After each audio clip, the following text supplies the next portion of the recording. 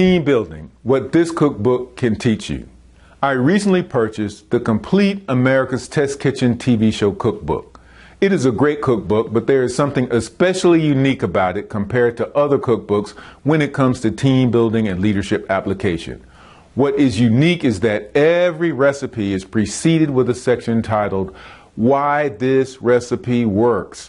The reader is given background on the recipe that addresses important factors about the development of the recipe.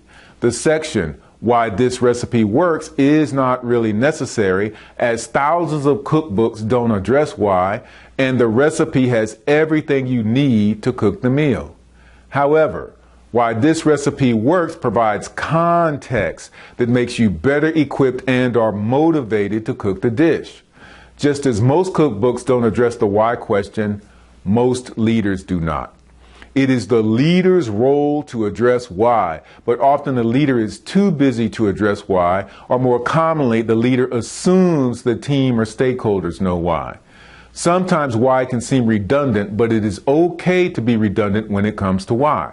In fact, you should always answer the why question without it even being asked. Think about the work you currently have assigned to others. Do they understand all the aspects of why with regard to the task, why it is important, why it has to be executed a certain way, why it has to be done by this date, etc., etc.? Think about the work you have been assigned to complete. Do you understand all the aspects of why with regard to the assignment? If you don't, then you need to ask questions. At a minimum, when you don't understand why, inefficiencies happen, and sometimes you get bad and or unexpected outcomes. I am taken aback by a few in my generation that place strong criticism on millennials.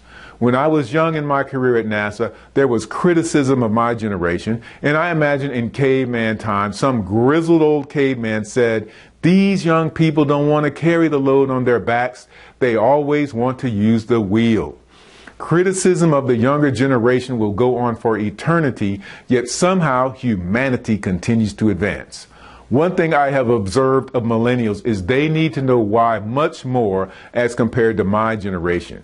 If you are having challenges communicating with millennials in the work environment, assess how well you have communicated why. This not only applies to millennials, but to everyone. For more information on my speaking services in project management, program management, and leadership, please go to www.cebasolutions.com.